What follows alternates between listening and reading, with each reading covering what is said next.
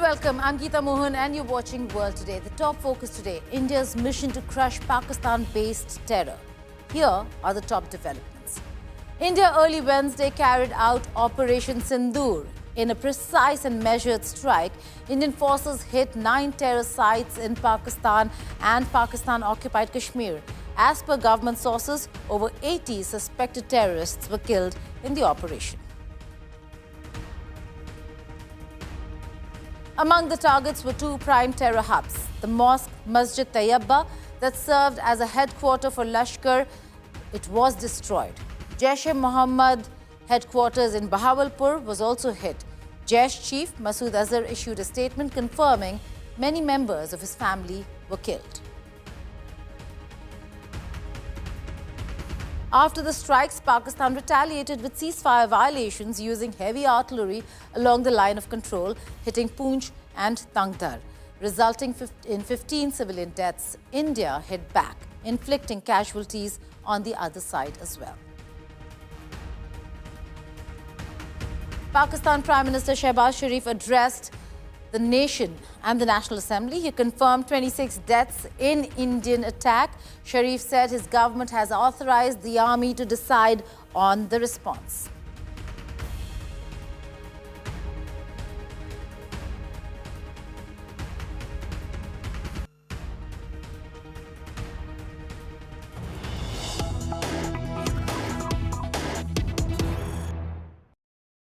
Breaking news coming in. Pakistan now scrambles after India crushes Pakistani terror hubs. Pakistan Prime Minister Shehbaz Sharif has vowed to retaliate after Indian strike. Shehbaz Sharif at the National Assembly in an address to the nation said Pakistan won't take a step back.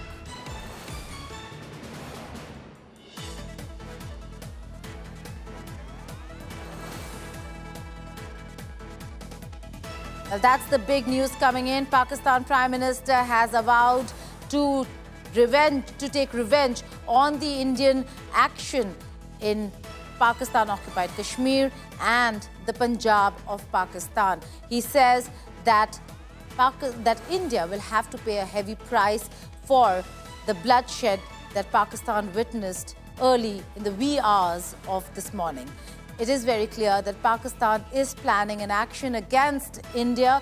Whether it's going to be a military action or Pakistan will go back to its good old non-conventional, unconventional warfare is something we'll have to wait and see. But for now, Pakistan Prime Minister vows to retaliate after the Indian strike that took down 9 targets, which include mostly terror hubs of Jaish-e-Mohammad, Hizbul Mujahideen and Hafiz Saeed's Lashkar-e-Taiba. Well, Pakistan has promised to avenge the death of those who were killed in the Indian retaliation. But Pakistan is scrambling. There is a turning point that we've seen after the Pahalgam terror attack. India's retaliation when it comes to Pakistan, in Pakistan-occupied Kashmir and in the Punjab has been very, very precise. Terror hubs, terror networks taken down. Hafiz Saeed and Masood Azhar were dealt a huge blow. Masood Azhar's family members killed, and now Pakistan is scrambling, not knowing where to go and what to do. It has said that it is going to respond and retaliate. What does that mean for Pakistan, and how is India going to take it? Whether if Pakistan really has the wherewithal and the means to sustain a war or a conflict with India is the big question.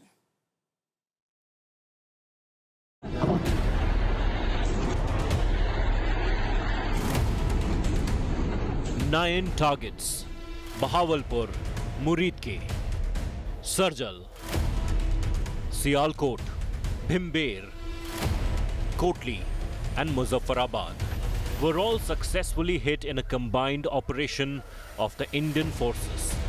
4 of them, Bahawalpur, Muridke, Sialkot and Sarjal, are in Pakistan's Punjab, and 5 in PoK. Pakistan claimed 8 were killed and 33 were injured. Pakistan Prime Minister Shehbaz Sharif tweeted saying India has struck in 5 locations and that Pakistan has every right to give robust response to act of war from India. One by one, nearly 2 hours after the Operation Sindoor strike, Deputy Prime Minister of Pakistan, Masood Azhar, and Information Minister Ataullah Tarar also posted on social media vowing revenge. Following the deadly Indian strike, there was a blackout in PoK capital, Muzaffarabad. Emergency has been declared in hospitals in Pakistan-occupied Kashmir. All flights to Islamabad and Lahore airports have been cancelled, while both Lahore and Sialkot airports have been closed for the next 48 hours. Continuing with heavy shelling across the line of control, Pakistan scrambles to put together its response to India's Operation Sindoor. Bureau Report, India Today. Now, India has briefed its allies and partner countries on the measures and targeted strikes on Pakistan-based terror hubs through Operation Sindoor. There was a unanimous support condemning the Pahalgam terror attack. This time, most nations urged de-escalation, while China expressed regret. Iranian Foreign Minister Saeed Abbas Araghchi is going to be in New Delhi. This is going to be his first major visit in the aftermath of Operation Sindoor. He will be meeting External Affairs Minister Dr. Jaishankar and President Draupadi Murmu tomorrow. This visit was pre-scheduled and comes right after Araghchi's visit to Pakistan earlier this week.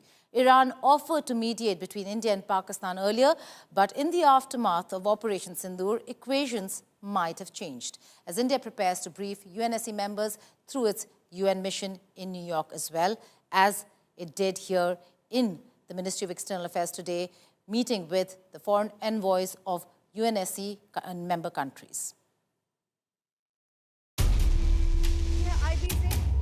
The world cautioned both India and Pakistan, hoping for restraint in response to Operation Sindoor, carried out by India targeting 9 terror locations in Pakistan. We are continuing to follow closely the recent developments, and we reiterate our strong condemnation of the terrorist attack in Pahalgam and the terrible loss of life it caused. We condemn terrorism in all its forms and manifestations. Those responsible must be brought to justice. The High Representative stressed this in her recent conversations with both Indian and Pakistani counterparts. We do urge both sides to show restraint and take immediate steps towards de-escalation. The EU recalls the need for a negotiated, mutually agreed and lasting peaceful solution to the conflict. Neighbor to both India and Pakistan, China termed the operation regrettable and offered to mediate. China finds India's military operations early this morning regrettable. We are concerned about the ongoing situation. We urge India and Pakistan to act in the larger interest of peace and stability, remain calm, exercise restraint, and refrain from taking actions that may further complicate the situation. We are willing to work together with the international community to play a constructive role in easing the current situation.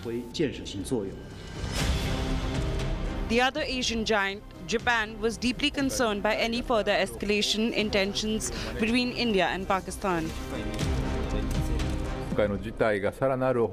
We are deeply concerned that this incident could incite retaliation and escalate to a full-scale military conflict. To ensure peace in South Asia, we strongly call for both India and Pakistan to exercise restraint and stabilize the situation through dialogue. Just about a month ago, America extradited Mumbai terror attack conspirator Tahawur Rana to India. It was a big boost to India's fight against terror. But on 7th May, as soon as the US president heard about Operation Sindoor, his first reactions weren't as comforting. No, it's a shame. We just heard about it just as we were walking in the doors of the Oval. Just heard about it. I guess people knew something was going to happen based on a little bit of the past. They've been fighting for a long time. You know, they've been fighting for many, many decades and centuries, actually, if you really think about it. No, I just hope it ends very quickly.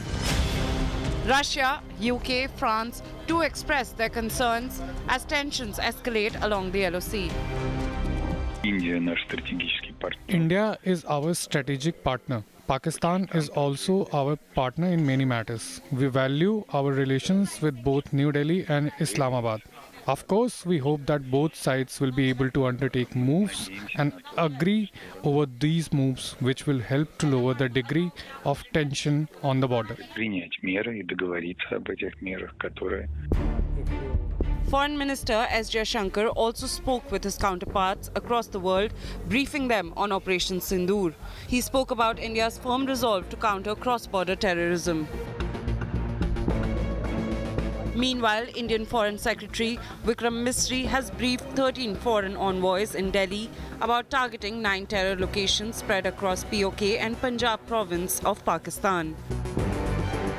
During the briefing, 4 points were raised: the current military escalation by Pakistan across LOC and international border, Pakistan shielding TRF, the proxy LET organization, India's response targeted, measured and non-escalatory, and finally how Pahalgam terror attack was a barbaric killing of innocent people. India also made it clear that if Pakistan responds, India will revert. Next, the Indian mission in UN will reach out to UNSC members and brief them on Operation Sindoor. With Mahashweta Lala, Bureau Report, India Today. And joining me is Derek Grossman, National Security and Indo-Pacific Analyst at RAND Corporation. Thank you so much, Derek, for joining me here on the network. Your first take on what you've seen when it comes to India's action and the world seeking de-escalation when it comes to India, Pakistan, and the increase in tensions between the two countries. Well, thanks for having me. So of course we've seen the events of the last 24 hours, and it is worrisome, I think, to the international community to see India and Pakistan ramping up in this fashion. Although, of course, the attacks on April 22nd, resulted from Pakistan, resulted in India's retaliation that we're seeing now. But in terms of de-escalation, I think the Trump administration, as well as other governments worldwide, have tried to get both sides to de-escalate through negotiations. And I think that process, we're going to see that process continue as it should. And so I'm hopeful that we can get to a more peaceful situation in the coming days and weeks. Right, but the message from India is very clear, Derek, that the ball is in Pakistan's court, that if Pakistan wants de-escalation, they will have to handle the terror infrastructure rather than sending terrorists across the border. Yeah, and I think India's position is certainly warranted in terms of trying to urge Pakistan to dismantle the terrorist infrastructure, as you say, but I would respectfully argue that escalating to de-escalate typically has not worked in international relations. And what India has done through Operation Sindoor cannot be viewed in any other way other than escalation, right? And so Pakistan has vowed to retaliate. And my concern is that there's going to be this spiraling tit for tat in which, neither side is really going to have any kind of benefit or advantage in the long run. And it's only going to cause more turmoil for each of those countries, for the peoples within them. Right. Right. Derek, a lot of countries have reacted differently, but some have come out seeking mediation, offering mediation, Iran in particular. What do you have to say about mediation and the offer to mediate between India and Pakistan? So, I mean, there are other countries who can certainly facilitate in mediation roles. I mean, I think the United States is one, but also Russia could be another. We've seen Iran step up to the plate very interestingly, and they may have some success given their relatively positive relations with both India and Pakistan. So, I mean, there's a lot at stake, of course, for India and Pakistan, but also really for the region and for the international community. So I expect that those processes to continue to play out. Well, the Pakistani Prime Minister has come out and said that he's going to retaliate. What would you think, and what would the meaning of such a retaliation be in terms of the cost for not just India, Pakistan, but also the region? Yeah, I mean, of course, India and Pakistan are both nuclear armed, right? So in the worst case scenario, you have nuclear war, but I think we're very far from that, and I still think it's a low chance that it happens. But I mean, yeah, for the entire region, if this is a protracted struggle between India and Pakistan, you're going to see, I think, countries have to kind of like pick sides, if you will. And of course, we have Bangladesh since April 5th, or excuse me, August 5th, with its transition in government, has a much warmer relationship these days with Pakistan, perhaps than it does with India. We have countries like the Maldives and Sri Lanka that have fairly good relations with India, as well as Nepal, right? Although when you add this Pakistan friction into the mix, it is going to cause others to wonder, should they completely side with India over Pakistan or play a more balanced or have a more balanced foreign policy in the future? Right. Right. Derek, the international community has expressed concerns, but let's step back a little and see. For the first time since 1970, India has breached the Punjab and gone in to hit the terror networks and dismantle the terror infrastructure. That India has been pleading the international community to impress upon Pakistan to do exactly that. Bahawalpur, Muridke, Sialkot, Pakistan-occupied Kashmir. There's certainly 9 targets where India went in, but they were not military or civilian. They were terror hubs. And it shows from what has happened post that the lead at the funeral was taken by Lashkar-e-Taiba deputy commander. And that is none other than Abdul Rauf himself. Yeah, so I mean, the targets that you're referring to, right, that we at least know of right now, so 5 within Pakistan-occupied Kashmir and 4 within Pakistan proper.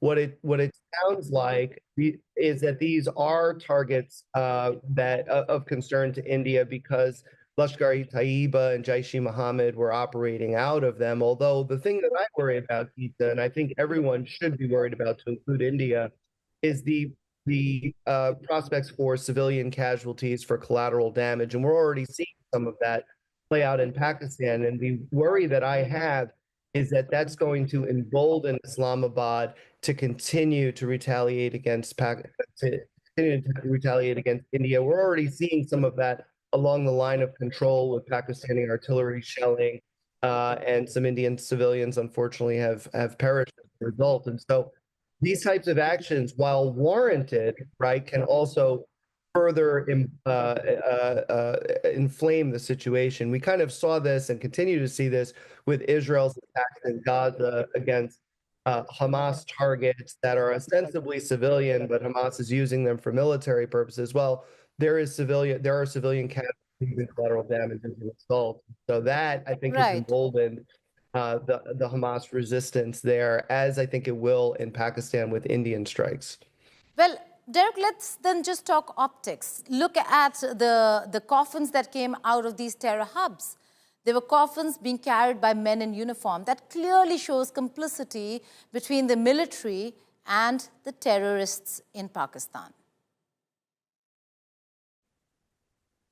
Yeah, so I mean, I think that's true, and Pakistan has not launched its own investigation. They're talking about an independent investigation to get to the bottom of it. But, I mean, the real problem in the India-Pakistan relationship is a lack of bilateral trust, right? So the Indians, I think rightfully so, do not trust Pakistan to conduct this type of investigation because, India thinks that these are proxies of the Pakistani state, right? And so I think that that's going to be, that has been and will continue to be highly problematic in the relationship. And I think that India, frankly, has had enough and is taking it upon itself to root out that terrorist infrastructure, to protect India, because Pakistan has proven over time that it's not interested in protecting India from these terrorist groups. Okay. Let's talk about Trump administration. Why such a vast difference in the reaction to what Israel does as opposed to what India does? Free hand to Israel, but constrained and expressing concern when it comes to India. Well, yeah, I mean, it's hard to know whether the Trump administration can succeed in pressuring Pakistan to do more on terrorism. I strongly suspect the answer is no, given past behavior. But that doesn't mean that the United States under the current administration isn't going to try, right? Because I think it was interesting right after the Pahalgam terrorist attack on April 22nd, you saw a number of senior U.S. officials talk about how they supported India, right? Staunch support for India, and didn't really mention Pakistan, didn't talk about Pakistan. But in the last few days, especially just before Operation Sindoor, you saw the Trump administration soften its stance quite a bit and talk about the need for mediation and negotiations, right?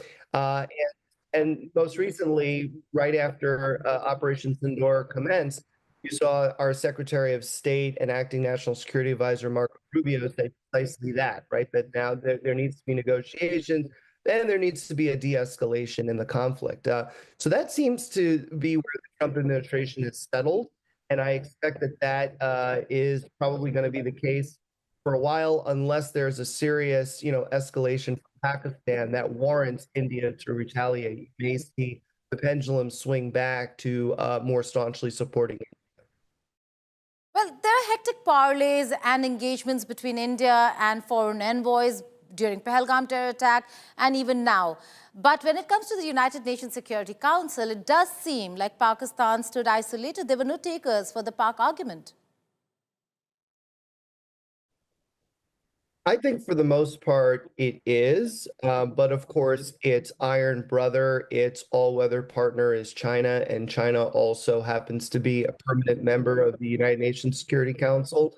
I'm not privy to any behind-the-scenes information, but what it seems like to me from the outside is that China supported Pakistan's case at the United Nations, but the problem for Pakistan is that the U.S. and Russia, as much as they disagree on a lot of things, of course, most notably Ukraine, right? U.S. and Russia, one area of agreement is on supporting India in these types of situations. And so I think the U.S. and Russia did not want to listen to Pakistan. And then the UK and France kind of followed suit on that, right? So, I mean, that essentially means that Pakistan does not have international support, first and foremost, among the great powers, the major powers in the international system. And so that's why I think their bid to get some sort of resolution at the UN failed. Well, also, Derek, the fact that Pakistan also is reaching out to the international community, forget about isolation, they're also trying to convince the international community that they have a right to self-defense, a right to respond. Yeah, I mean, that's Pakistan's argument, but I mean, at the same time, what started this whole situation, and it was the attack along the LOC on April 22nd. And so I think, when you look at responsibility, right? I mean, I think Pakistan bears the brunt of it. But I also have to say that, how India conducts itself in the coming days and weeks also matters, right? And so I think the position that the U.S. has taken, as well as other countries around the world, that there needs to be a de-escalation. I think India should follow that. But, the question then becomes, can India sit back and let Pakistan do artillery shelling along the LOC? Of course not, right? So that's why I'm concerned that as much as try to get to de-escalation, there are things that are going to be holding us back, which is these, operations across the dispute border. Right. Derek Grossman, thank you so much for joining us here on World Today. India today is going to follow this story very closely. Pakistani Prime Minister has, in an address to the nation, has avowed that he is going to avenge the death of those who were killed in the Indian military action. But we'll over here be taking note, monitoring the situation and bringing you all the details on what's happening on the India-Pak front. On that note, it's goodbye from me.